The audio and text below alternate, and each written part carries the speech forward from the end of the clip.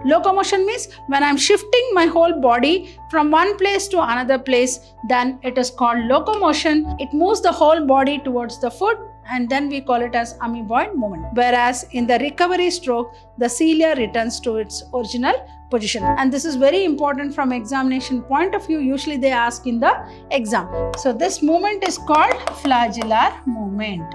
About 40 to 50% of the body weight of adult man is due to muscles.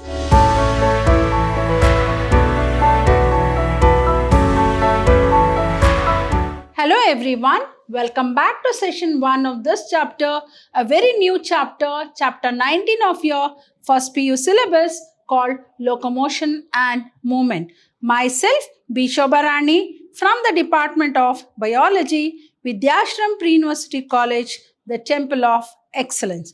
You may wonder, what is this chapter all about when we use the word called locomotion and movement? So both the terms mean the same. We feel that both the terms are the same, but there's a lot of difference between locomotion and movement. All of us know human beings, particularly human beings, are not stationary. We move from one place to another place. Movement is a very, very important characteristic feature of animals. But as we all know that plants are stationary. They don't move from one place to another place, but the plant parts move. For example, like when we take about the sunflower, the very word itself will tell you, the sunflower. So the flower will move towards, like it faces the sun. So now let us understand these two terms. What is locomotion and what is movement? What is locomotion and what is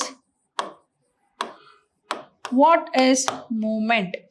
Here in this beautiful picture, you can see the leopard running. And I think all of us know animals are always move from one place to another place in search of food, in search of shelter, and also to escape from the predators. So movement is one very important characteristic feature of animals. Can we stay at one place? No, definitely not. We need to move from one place to another place, maybe in search of food, or maybe in search of shelter, or maybe to escape from the predators. Now let us understand these two terms. What is locomotion and what is movement? Movement is one of the significant features of living organisms. As I said, movement or locomotion is one very important characteristic feature of living organisms. How do we define the word called movement then?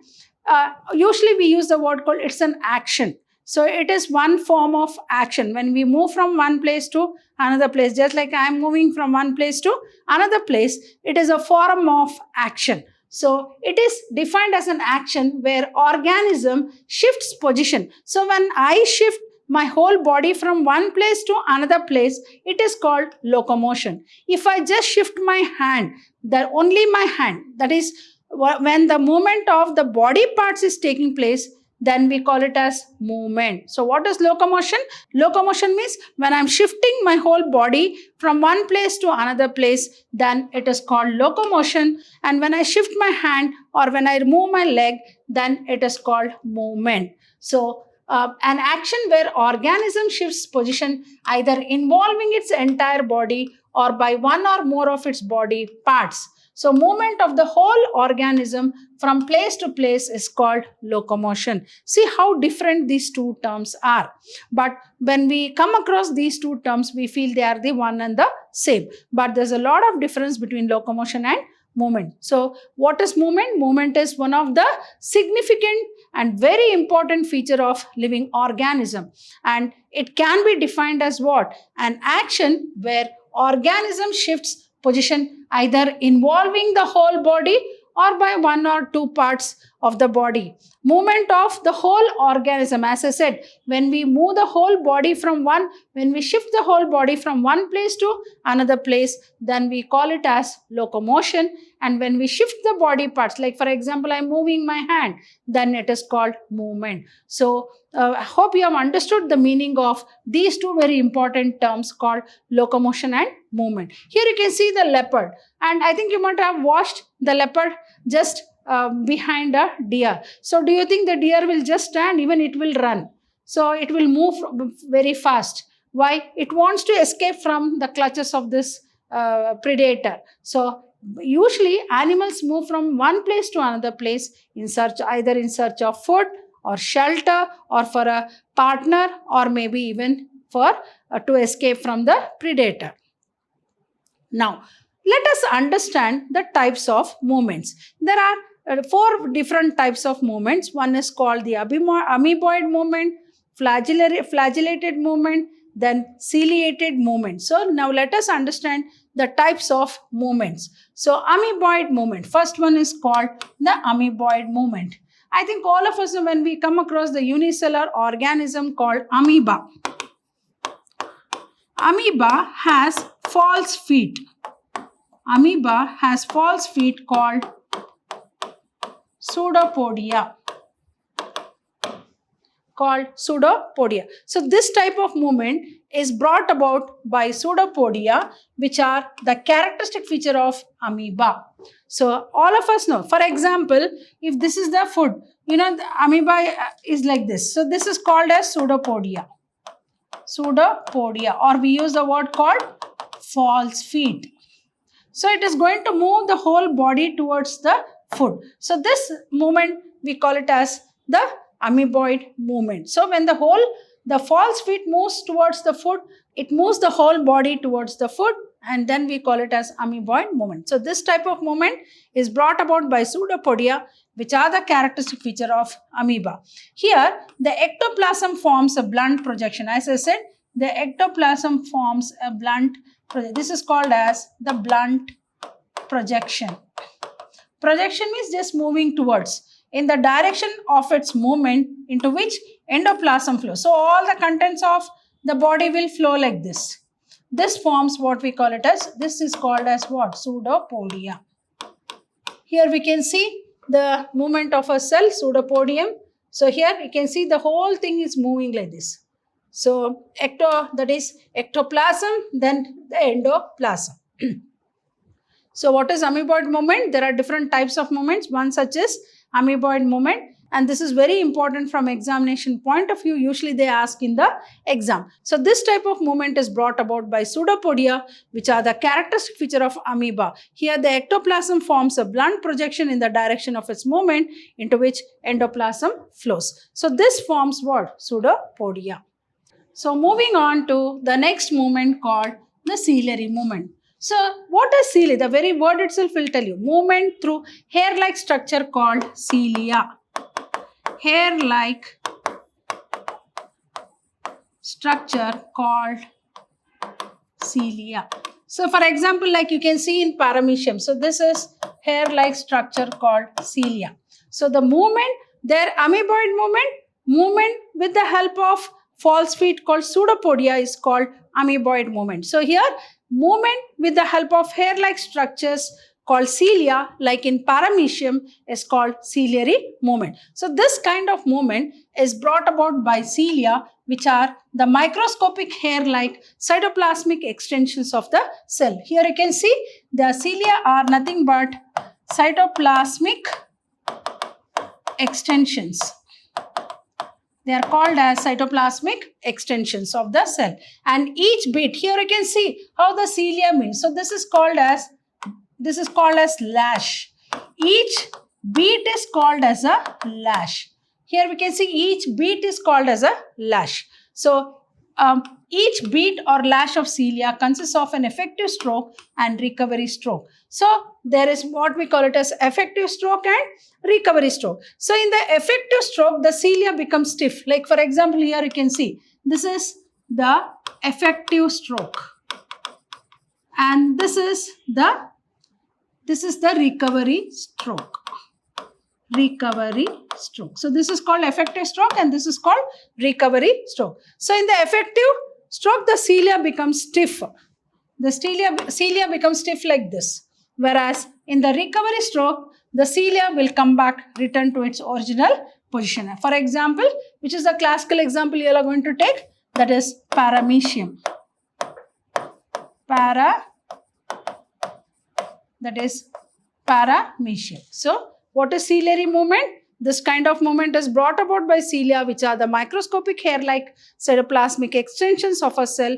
Each beat or lash of cilia consists of an effective stroke and recovery stroke. So in the effective stroke, the cilia becomes stiff, whereas in the recovery stroke, the cilia returns to its original position. For example, like paramecium. Moving on to the flagellar movement. Movement with the help of whip-like structures. Whip-like structures called flagella. Flagella is called as flagellar movement. You can take the example of euglena. Here you can see this is the flagella. So movement with the help of whip-like structures called flagella is called flagellar movement. So this is the basic type of movement exhibited by most of the animals, including man. So this is the basic type of movement exhibited by most of the animals, including man. So this kind of movement is achieved by the muscles through the amazing and extraordinary ability of converting chemical energy stored in nutrients into mechanical energy by alternate contraction and relaxation. So this is the basic type of movement exhibited by most of the animals, including man. So this kind of movement is achieved by muscles through the amazing and extraordinary ability of converting chemical energy stored in nutrients into mechanical energy by alternate contraction and relaxation. So here you can see the whip-like structure. So this movement is called flagellar movement. This is called as flagellar movement. Moving on to the muscular movement. I think all of us know major part of our body is made up of muscles, and muscles are responsible for movement. Here you can see the muscles. So we have come across amoeboid movement, ciliary movement, flagellar movement. Fourth one is the muscular movement. So what is muscle? As we know, bones and muscles play a very great role in the human body.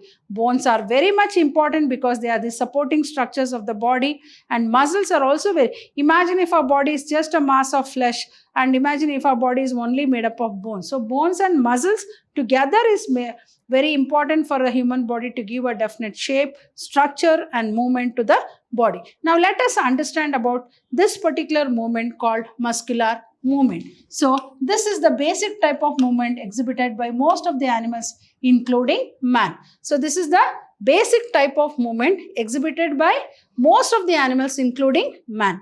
And this kind of movement is achieved by the muscles through the amazing and extraordinary ability of converting chemical energy stored in the nutrients into mechanical energy by alternate contraction and relaxation. So even same like this kind of movement is also responsible for contraction and relaxation of the muscles. What are the four types of movement? One is called amoeboid movement. Types of movements. Second one is called ciliary movement. Third one is called flagellar movement, and fifth one is called muscular movement. As I said, muscular movement is made possible by muscles. So now let us understand what is a muscle. See here you can see in this beautiful picture muscles. Muscles are very important for the strength of the body and for the what you can call for the more what you call the strength of the body is mainly made possible by the muscles. So muscle, what is a muscle then? Muscle is a specialized tissue originated from the mesoderm. So as we know, each and every tissue, muscular tissue is a tissue which is originated from a very important germinal layer called mesoderm. About 40 to 50% of the body weight is of adult man is due to muscles. They have the properties of, muscles play a great role because they have the property of excitability then contractility,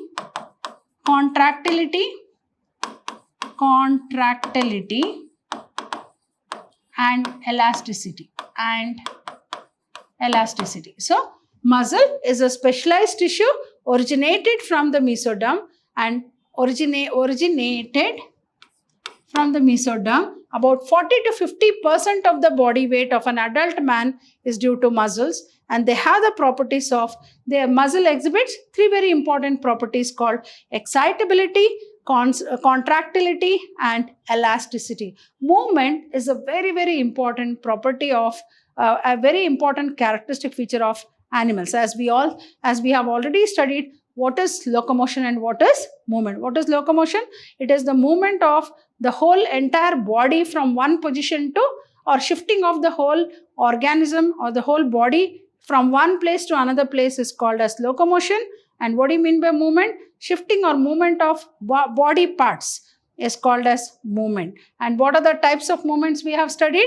Amoeboid movement in amoeba, ciliary movement in paramecium, then flagellar movement in case of euglena, then muscular movement in case of man. And we have also studied what is muscle. Muscle is a specialized tissue originated from the very important germinal layer called mesoderm. About 40 to 50% of the body weight of adult man is due to muscles, and they have the properties of excitability, contractility, and elasticity. Hope you have understood the first very important session of this very interesting chapter called locomotion and movement. So I'll be back in the coming session with yet another important concepts. Till then, goodbye and thank you.